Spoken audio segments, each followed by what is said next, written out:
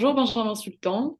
Nous nous retrouvons aujourd'hui à l'IRD pour discuter de la recherche sur les enjeux climatiques et notamment de sa place à la COP28. Est-ce que vous pouvez nous parler de votre rôle ici et vous présenter un petit peu? Bien, merci beaucoup, bonjour. On a observé cet été de nombreux extrêmes climatiques avec des dégâts majeurs dans les pays du Sud, mais aussi chez nous. On a observé aussi des modifications dans les saisons avec des températures estivales en France qui sont prolongées jusqu'en octobre et on a le sentiment un peu qu'on assiste à un emballement de la machine climatique, qu'on est totalement impuissant face à ce problème. Et mon travail à l'IRD, c'est justement de montrer qu'il existe des solutions pour limiter les dégâts du réchauffement climatique à travers soit l'adaptation, donc des méthodes de lutte contre les aléas au jour le jour, les aléas climatiques, mais aussi des solutions d'atténuation donc pour réduire les émissions de gaz à effet de serre qui permettraient de réduire de nombreux impacts.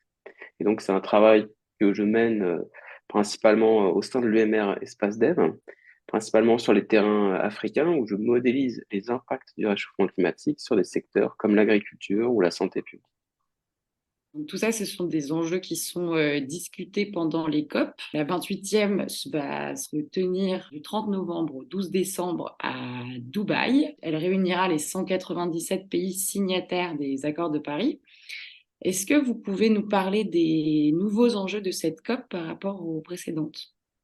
Bien, on arrive donc à la 28e COP et elle est particulièrement importante pour plusieurs aspects. D'abord, c'est le moment où on va faire le bilan mondial de l'accord de Paris. Donc, chaque pays va devoir réviser en fait tous les 5 ans ses mesures de lutte contre le réchauffement climatique et faire un bilan de où il en est par rapport à l'accord de Paris. Donc ça, c'était prévu en fait dans l'accord même de Paris. C'est la première fois qu'on fait ce bilan, même si on est en 2023 et que l'accord de Paris c'était en 2015. C'est la première fois qu'on le fait. Et on sait également que on n'est pas sur la bonne trajectoire. En ce moment, on est sur une trajectoire qui nous amène à dépasser complètement l'objectif qu'on s'était fixé pour l'accord de Paris, donc de réduire l'augmentation de température à 1,5 degré ou si on n'arrive pas à 2 degrés. Et aujourd'hui, le bilan n'est pas bon, donc il va falloir corriger cette trajectoire. Et l'accord de Paris aussi prend en compte cette révision tous les 5 ans. Donc c'est un sujet qui va être très très important. Donc faire ce bilan et faire en sorte qu'on puisse corriger la trajectoire pour éviter d'arriver à des niveaux de réchauffement qui deviennent complètement incontrôlables. Et donc les gros sujets vont être donc sur ce bilan d'essayer d'accélérer l'utilisation des énergies renouvelables, d'essayer d'investir sur les renouvelables, notamment au sud. En ce moment, les pays du sud ont du mal à accéder aux investissements sur les renouvelables, les taux d'intérêt sont élevés. Et il va falloir aussi en parallèle sortir des énergies fossiles qui sont les principaux responsables des émissions de gaz à effet de serre. Et donc, ce bilan mondial sur l'atténuation va être important. Il y a également aussi un bilan mondial sur les objectifs de l'adaptation, donc les méthodes de lutte contre le réchauffement climatique. C'est souvent beaucoup plus difficile parce que c'est un peu moins objectif. On ne sait pas quel type d'adaptation mesurer. Est-ce que c'est d'adaptation au jour le jour, donc qui s'incrémente au fur et à mesure? Est-ce que c'est de l'adaptation qui fait en sorte qu'on transforme complètement les systèmes? Donc, c'est souvent des choses qui sont plus difficiles. Le deuxième gros sujet, ça va être le sujet sur les pertes et dommages. Comment indemniser les pays, notamment les pays du Sud, pour les dégâts qu'on a pu leur causer au Nord avec nos émissions de gaz à effet de serre. Donc ça a été un sujet qui est sorti au moment de la COP27 l'année dernière et qui a été une avancée historique pour les pays du Sud, où pour la première fois, on a pu répondre positivement à leurs demandes qu'ils ont exprimées depuis 30 ans, depuis plus de 30 ans, qu'on les aide financièrement aux pertes et préjudices induits par le réchauffement climatique. Donc là, ça va être un sujet qui va être très important et pour lesquels on va continuer à réfléchir. Donc, comment faire pour les indemniser? Comment créer un fonds? Qui seront les contributeurs? Pour quel montant? Quel type de financement? Ça peut être assez compliqué parce que on n'a pas forcément beaucoup d'argent. Les pays du Nord n'ont pas forcément envie d'investir énormément. Ils se rejettent les responsabilités. On évite de trop parler de responsabilités.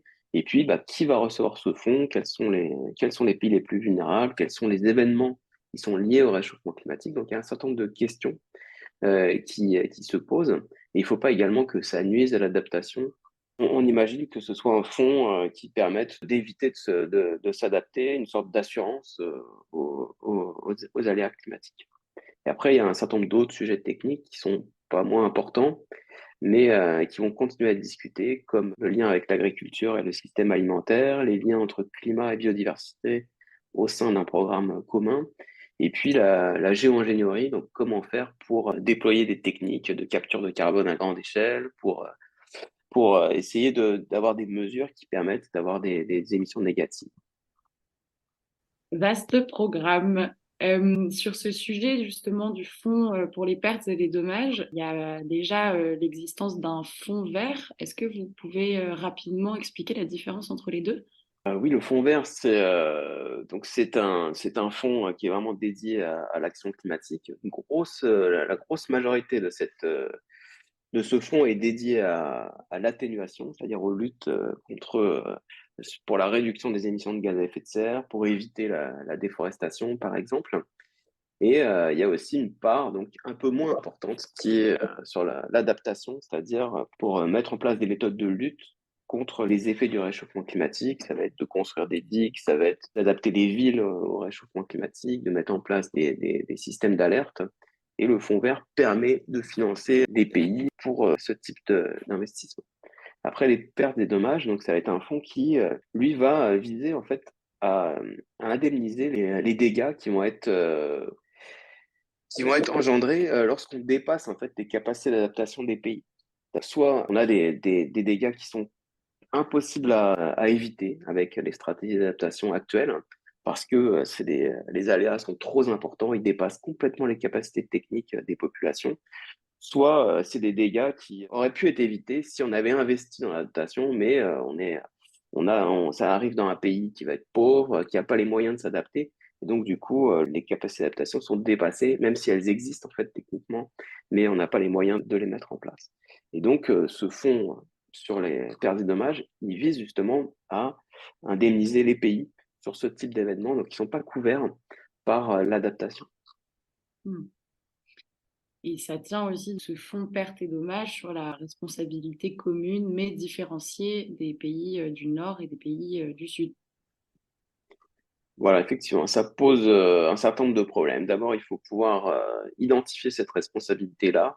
Donc, est-ce qu'on est capable de dire qu'un événement donc, qui a fait beaucoup de dégâts est lié au réchauffement climatique? À quel pourcentage de probabilité il est lié au changement climatique? Ça, c'est ce qu'on appelle l'attribution des événements, des aléas climatiques, des extrêmes au réchauffement climatique.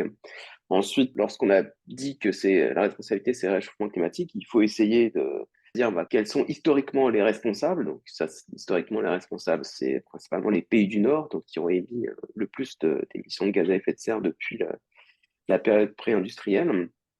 Mais qui sont exactement les plus émetteurs au fur et à mesure du temps. Donc, là, pointer un certain nombre de responsabilités, c'est aussi un petit peu compliqué.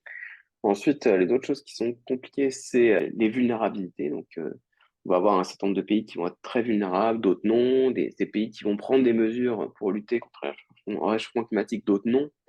Et donc, ça, c'est pas évident, en fait, d'identifier les vulnérabilités, de mesurer objectivement la vulnérabilité au réchauffement climatique, et donc de savoir à qui on va donner l'argent.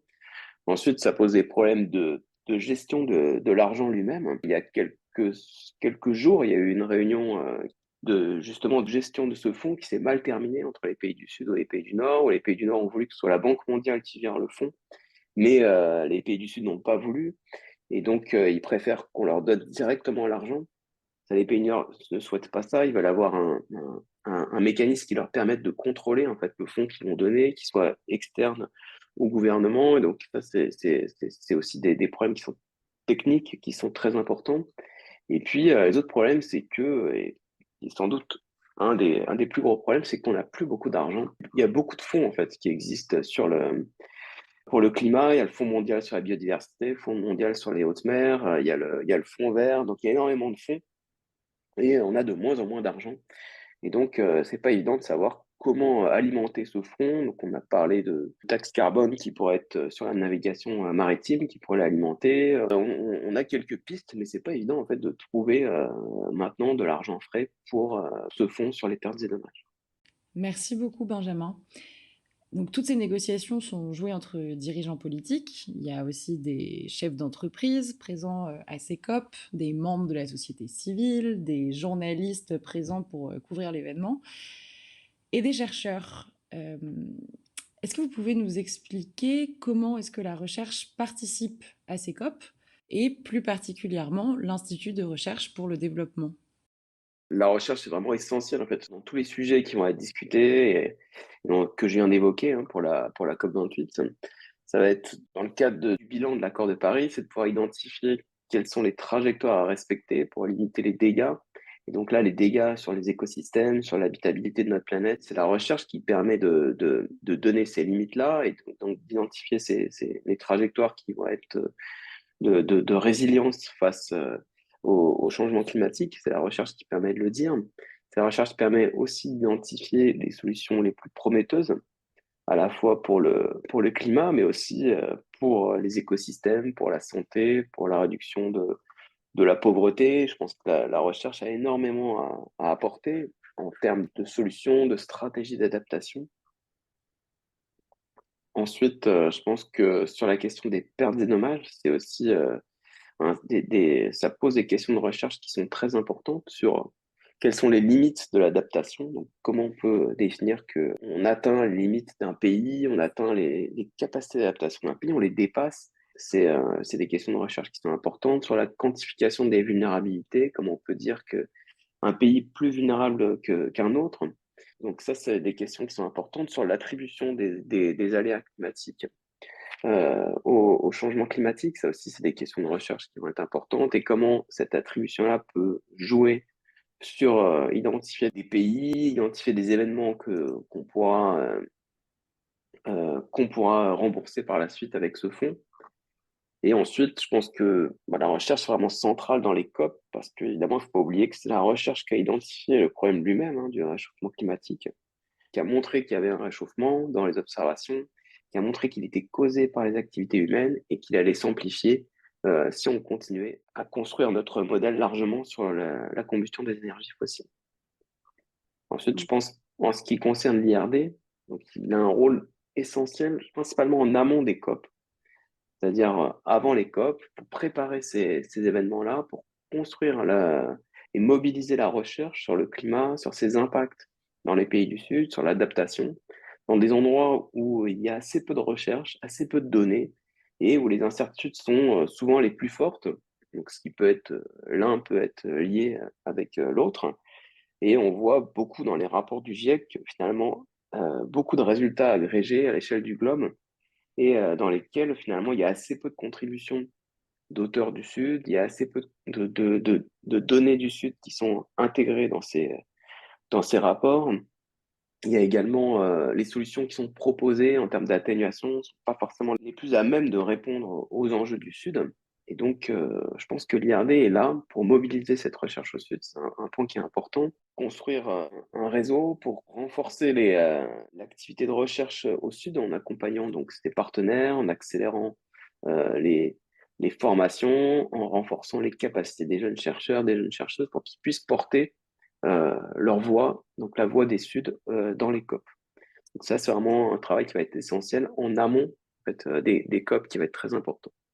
Après, l'autre point que je pense qui doit être important également, c'est qu'il puisse avoir un rôle pour mobiliser un petit peu la diplomatie française et l'effort français de lutte contre le réchauffement climatique et de la mobiliser au service de l'aide au développement. On parle souvent en fait de lutte contre le réchauffement climatique dans les médias en France en disant bon, ben, on va réduire nos émissions de temps, on va moins prendre la voiture, on est un bon élève en France parce que notre bilan carbone est meilleur que notre voisin. Enfin, on a souvent tendance à réduire le problème du changement climatique en France par l'effort qu'on doit faire en France. Or, je pense que c'est pas juste de réduire les émissions de gaz à effet de serre en France, mais c'est également aider les pays du Sud à s'adapter aux aléas climatiques, également à réaliser leur transition énergétique. Et donc, c'est pas juste de nous regarder nous, mais c'est d'avoir aussi l'ambition d'aider les pays du Sud à le faire. Parce que le changement climatique, c'est un problème global et que si on va réduire les émissions en France et qu'on ne permet pas la transition énergétique dans d'autres endroits du monde, eh ben, le problème du changement climatique ne sera pas du tout résolu. Donc c'est un problème global qui a besoin en fait de collaboration bilatérale, multilatérale. Et l'IRD justement est un très bon acteur pour essayer de sensibiliser la diplomatie française, de sensibiliser les médias, tout l'effort français en fait dans la lutte contre le réchauffement climatique pour que ça puisse servir au développement des pays du Sud. Et alors, la recherche face aux politiques, c'est-à-dire qu'à chaque fois, tous les ans, il y a ces retrouvailles entre les politiques, les dirigeants d'entreprises, les chercheurs, les scientifiques. Et, euh, et la voix des chercheurs, à l'instant T, semble être écoutée. En tout cas, il y a l'espace pour la discussion. Euh, et dans les suites de ça, quelle est la place de la recherche dans la continuité des COP et dans la mise en place des suggestions? La place de la recherche, elle se fait principalement à travers les rapports du GIEC, donc, les rapports du groupe intergouvernemental sur le climat, dans lequel on synthétise, on résume l'ensemble des résultats de la recherche scientifique, que ce soit de la littérature scientifique ou de la littérature grise, dans tous les pays du monde. Donc il y a de nombreux auteurs de nombreux pays, de nombreux instituts de recherche de par le monde, qui permet de synthétiser cette recherche, qui sert ensuite de support au COP, donc à ces discussions qui sont des discussions principalement politiques sur des décideurs, donc qui ne sont pas des discussions du tout scientifiques. La science, donc à travers ces rapports du GIEC, donc, qui sont publiés tous les 5 ans, mais il y a également des rapports spéciaux qui permettent de mettre en évidence des enjeux centraux, donc comme les terres, comme les océans, comme bientôt les villes, qui permettent en fait donc d'alimenter les discussions et donc d'alimenter les négociations pour la réduction des émissions de gaz à effet de serre. Donc on le voit, les enjeux climatiques sont des enjeux complexes qui abordent plusieurs sciences, qui touchent différents espaces à des niveaux de temporalité très variés, à la fois de court terme et à la fois de long terme. Il y a aussi toute une part d'incertitude qui est non négligeable et qui tient aussi des choix que l'on fait maintenant. La recherche a été un petit peu chamboulée par les enjeux climatiques. Et aujourd'hui, on sent qu'il y a une volonté de travailler ensemble, aussi parce qu'elle apparaît comme une nécessité. Est-ce que vous pouvez nous parler de cette recherche interdisciplinaire? Comment est-ce qu'elle fonctionne et à quel point elle est importante face à l'ampleur des enjeux climatiques?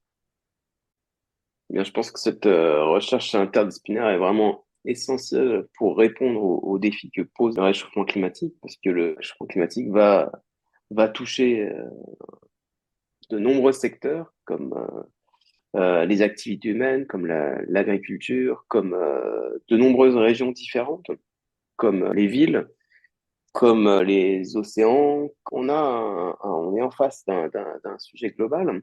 Et en même temps, même les stratégies de lutte contre le réchauffement climatique, donc que ce soit l'adaptation, donc lutter contre les événements climatiques, mettent en jeu, ou alors l'atténuation, donc la réduction des émissions de gaz à effet de serre, mettent en jeu donc un certain nombre de problèmes comme les sciences comportementales, donc comment on perçoit le risque climatique, comment on s'y adapte, comment on prend nos décisions, quels sont nos moyens économiques par rapport à ça, les différences culturelles. Il y a aussi des enjeux importants sur les inégalités. Donc, en général, le réchauffement climatique a tendance à amplifier les inégalités qui existent déjà. Donc, que ce soit les vulnérabilités structurelles ou que ce soit les inégalités de revenus au sein d'une même population. Tout ça, c'est des éléments qui sont exacerbés par le réchauffement climatique et qu'on peut difficilement attaquer par une discipline, donc par uniquement le climat, la modélisation climatique, sans du tout prendre en compte toutes les autres externalités, toutes les autres dimensions du problème. Et, c'est vraiment emblématique en fait d'un sujet qu'il faut prendre avec de nombreuses disciplines. Et je pense que les instituts de recherche ont pris ça en compte, notamment quand on regarde les rapports du GIEC. Donc, il n'y a pas du tout que des climatologues qui écrivent dans les rapports du GIEC, mais il y a également des hydrologues, des agronomes, des écologues, des océanographes. Il y a également des sciences humaines et sociales qui sont impliquées, des anthropologues qui travaillent sur sur l'adaptation, sur la perception du risque, sur le comportement des économistes, sur le coût des dommages. Donc, on a vraiment besoin en fait de cette interdisciplinarité qui devient même des fois de la transdisciplinarité, c'est-à-dire que on sait plus finalement dans quelle discipline on est, tellement qu'on est face à un problème global qu'on attaque de multiples façons. Les instituts, donc comme le CNRS, comme l'IRD, se sont mobilisés donc, pour favoriser cette recherche interdisciplinaire, cette recherche transdisciplinaire. Notamment à l'IRD, on a créé des communautés de savoir qui sont des arènes qui sont de dialogue entre différentes disciplines, différents laboratoires de recherche, différentes unités, et donc qui permettent de décloisonner un petit peu la recherche disciplinaire avec un dialogue, avec des plateformes d'échange de données, d'échange de savoir, de projets collectifs pour répondre à ces grands enjeux, donc qui sont des enjeux scientifiques comme le réchauffement climatique, des enjeux sociétaux également. Donc cette transdisciplinarité est vraiment je pense que c'est un élément important. Et ça doit également s'accompagner d'une démarche qui va être vers d'autres acteurs en fait que la recherche elle-même. Parce que là, on met en jeu des sociétés qui sont face à un problème qui sont importants, qui vont devoir prendre des décisions. Il y a un certain nombre d'acteurs, donc, comme les décideurs, qui peuvent être un agriculteur, un gestionnaire de bassin, qui vont être un politique et qui va vouloir être informé par ces stratégies climatiques, qui va vouloir être informé par ces enjeux, donc par la recherche. On peut également fournir des solutions, fournir des connaissances également qui vont être importantes. On parle de plus en plus de la façon dont les populations ont elles-mêmes construit un savoir sur le climat, sur la façon dont il évolue, sur les solutions. Et donc, comment intégrer en fait ces savoirs dans la construction même du problème sur le réchauffement climatique et ses solutions. Je pense donc interdisciplinarité, mais aussi dialogue multi-acteurs et co-construction avec les acteurs des territoires donc, qui sont touchés par le réchauffement climatique. C'est des points qui sont essentiels et qui sont donc, un des enjeux qui est relevé par l'IRD à travers la création de ces communautés de savoir. Mm. Et est-ce que vous avez un dernier petit mot pour les personnes et pour les jeunes notamment qui nous écoutent? Pour les jeunes et les personnes qui nous écoutent, enfin, je sais pas, j'ai l'impression que que les aléas climatiques sont souvent présentés dans les médias ou d'une manière générale comme un peu inéluctables, comme des choses qui nous tombent dessus, comme si on était obligé de subir ce qui nous arrive, que c'était complètement indépendant de notre volonté. Je pense que c'est important de prendre en compte qu'on a une responsabilité dans ces événements qui arrivent dans les Suds, qui arrivent aussi en France, hein, et que si le climat atteint des niveaux maintenant de réchauffement qui vont être trop importants, il sera plus du tout possible de s'adapter dans certains secteurs et dans de nombreuses régions et que c'est important de prendre en compte que on a une responsabilité dedans et donc du coup on peut être aussi acteur en fait et que la réduction des émissions de gaz à effet de serre va permettre de limiter le réchauffement et donc de limiter en fait les dégâts qu'on subit. J'ai en tête une étude qui a montré que pour pouvoir réduire le réchauffement planétaire de 2,7 degrés, de à peu près 3 degrés, c'est-à-dire la trajectoire sur laquelle on est à 1,5 degré, on pourrait diminuer d'environ 5 fois la population qui est exposée à des chaleurs sans précédent. Donc on voit que on peut être acteur de ça, c'est-à-dire qu'on peut on peut contrôler le réchauffement climatique. C'est pas quelque chose qui s'emballe, qui va devenir incontrôlable, mais c'est quelque chose sur lequel on peut agir, donc en réduisant les émissions de gaz à effet de serre à plusieurs niveaux, donc à l'échelle nationale, internationale, donc comme on le voit dans les COP, à l'échelle aussi des régions, à l'échelle des villes. Donc il y a certaines villes qui sont très avancées en fait dans la lutte contre le réchauffement climatique, à l'échelle individuelle également. La somme de ces efforts-là est très importante pour pouvoir faire en sorte qu'on n'arrive pas à des niveaux de réchauffement qui sont trop importants. Merci beaucoup, Benjamin, pour toutes ces explications et ces éclairages sur les enjeux de la COP28.